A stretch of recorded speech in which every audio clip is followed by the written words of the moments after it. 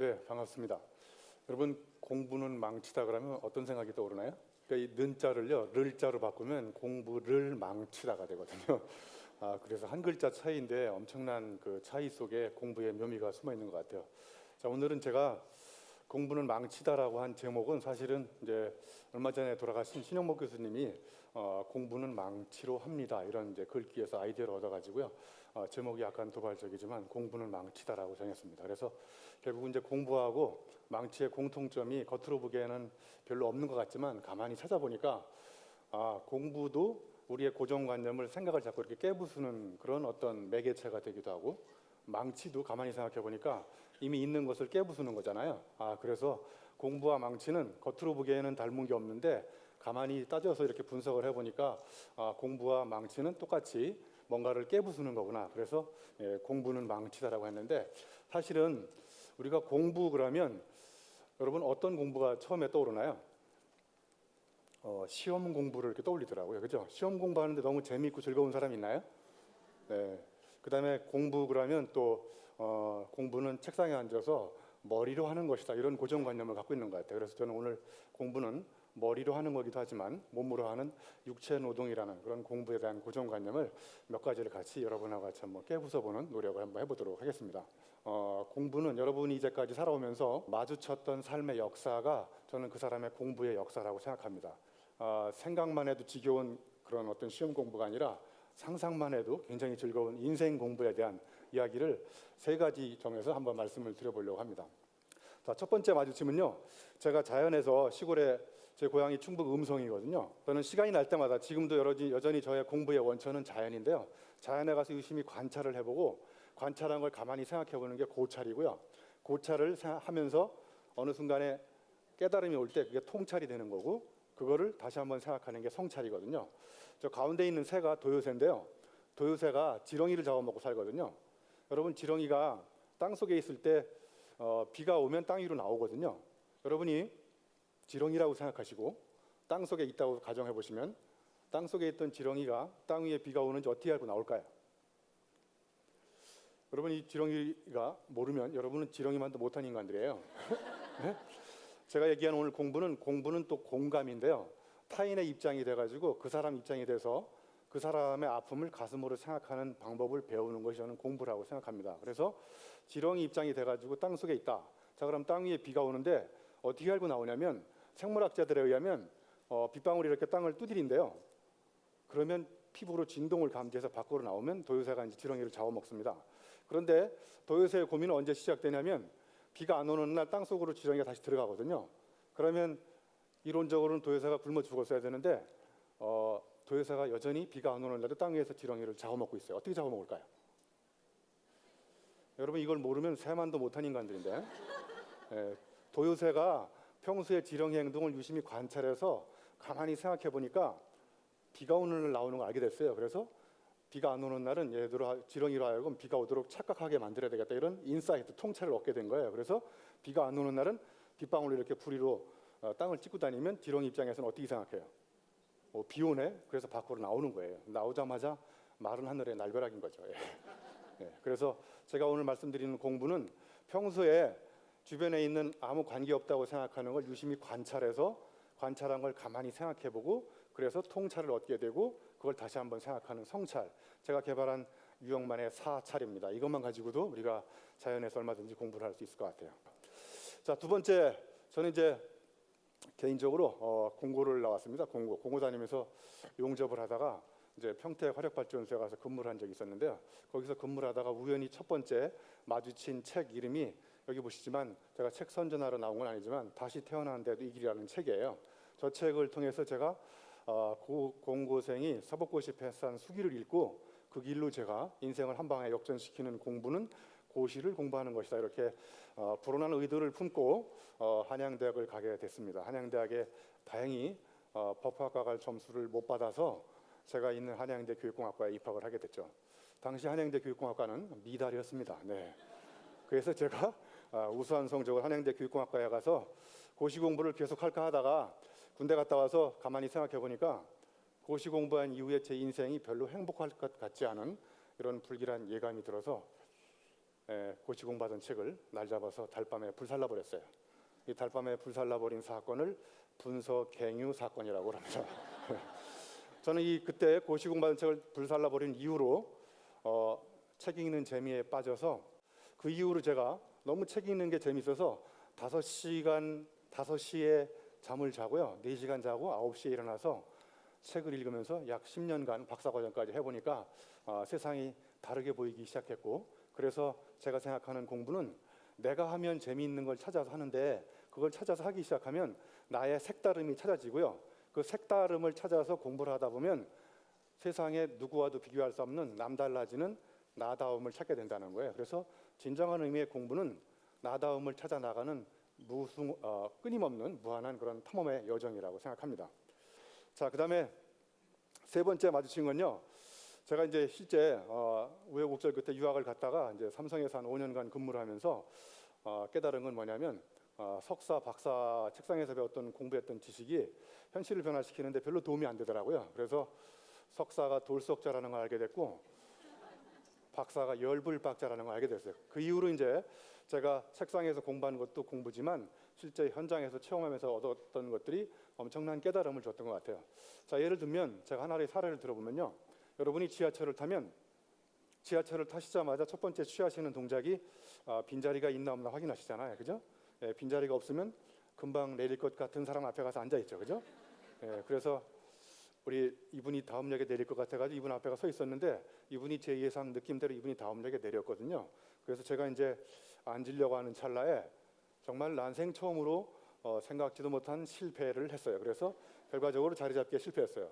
어떤 일이 발생했냐면, 이분이 내리니까 그 옆에 있던 분이 잽싸게 자리를 옮기시더라고요. 그죠?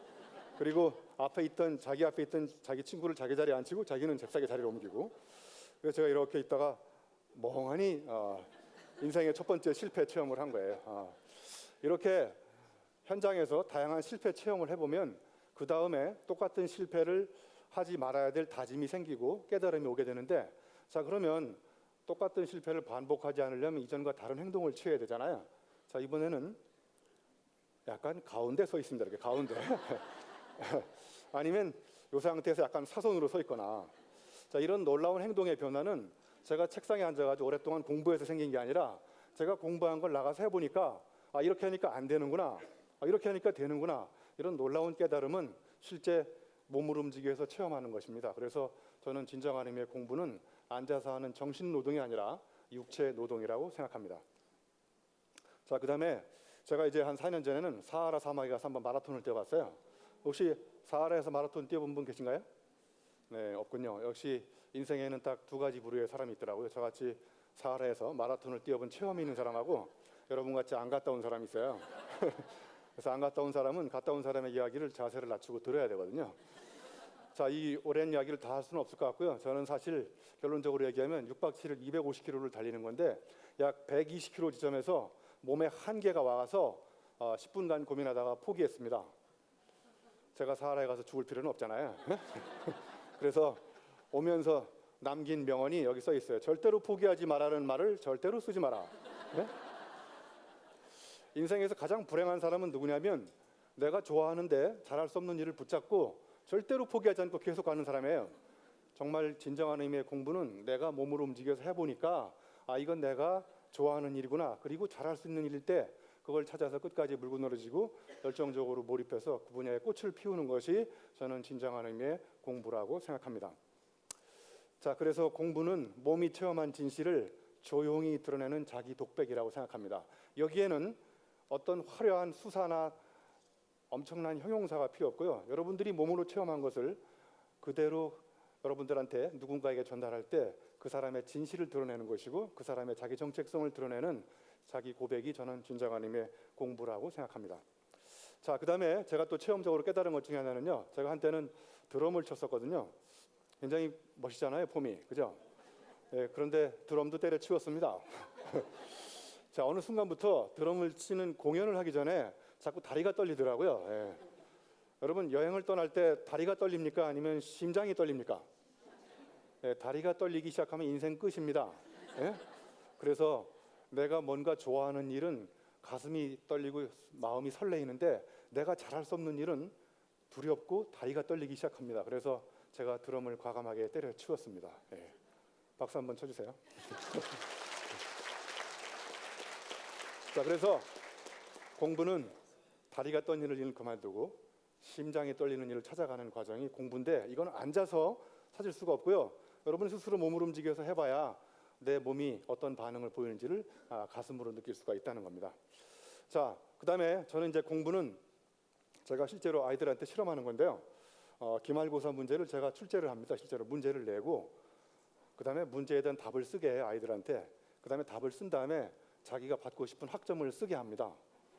그다음에 왜 이 학점을 받아야 되는지 3가지 정도 증거를 대라고 그래요. 그래서 저는 채점할 때 단 한 가지만 봅니다. 문제만 봅니다. 문제. 그래서 채점하기도 아주 쉬워요. 답을 안 읽어도 되니까. 별로 재미없으신 모양이고요. 그래서 저의 채점 기준은 전대미문에 새로운 문제를 만든 사람들한테 높은 학점을 부여한다. 그래서 우리는 공부는 자꾸 정답을 찾는 거라고 생각하는데, 저는 진정한 의미의 공부는 이제까지 없었던 새로운 문제를 제기하는 그런 문제아가 우리가 공부를 통해서 배워야 될 롤 모델이라고 생각합니다. 자, 그래서 저는 이제 공부를 통해서 우리가 배워야 될 것이 호기심의 물음표를 던지는 건데, 이 호기심의 물음표라면 여러분 생각할 수 있는 가장 좋은 사례 중에 하나가 여기 나와 있는 이그 노벨이라고요. 노벨상 타다가 떨어진 사람들한테 주는 상이에요. 그래서 이 상에는 첫 번째 호기심의 물음표를 가지고 정말 재미있고 폭소를 터뜨려야 돼요. 그래서 거기에 의미가 있어야 되거든요. 하나의 예를 들면 이런 거예요. 딱따구리가 나무를 찍는데 왜 쟤는 두통에 안 걸릴까? 이런 걸 호기심의 물음표를 갖고 연구한 사람은 이그 노벨 조류학상을 탔어요. 여러분 보니까 노벨상을 탈 가능성은 없습니다, 여러분한테는. 그래서 우리 모두 이그 노벨상에 도전해서 이그 노벨상을 많이 타는 우리나라가 됐으면 좋겠다, 이런 생각을 합니다. 그래서 공부는 호기심의 물음표를 던져서 감동의 느낌표를 찾아나가는 물음표와 느낌표 사이에서 있는 그 과정이 바로 우리가 공부해야 될 그런 과정이라고 생각합니다. 자, 이제 마지막으로 저는 이런 공부했던 모든 체험과 책 읽은 거 가지고 이렇게 책을 쓰는데요. 제가 이제까지 책을 쓴 책이 총 77권 정도 되거든요. 그래서 책을 너무 많이 쓰니까 자꾸 당신이 쓴 책 중에 제일 좋은 책이 뭐냐고 그래서 다음에 나올 책이라고 얘기합니다. 그래서 이렇게 책을 쭉 써서 마지막에 공부라는 책을 쓰게 됐습니다. 그래서 저는 책을 쓰는 것이 저한테는 엄청난 공부가 또 되는 것이고요. 제가 체험했던 거를 또는 책을 읽었던 거를 쓰지 않으면 쓰러지고 쓰면 쓰임이 달라진다. 그래서 이렇게 책을 열심히 쓰다 보니까 자꾸 정치권에서 유혹이 옵니다. 유명해지니까. 그래서 저는 정치권에 갈 수 없는 단 한 가지 이유가 있어요. 저는 청문회를 통과할 자신이 없는 사람이에요. 왜냐하면 무려 책을 76권이나 표절했거든요. 그래서 여러분한테 꼭 보여드리고 싶은 명언이 독창성이란 들키지 않은 표절이다.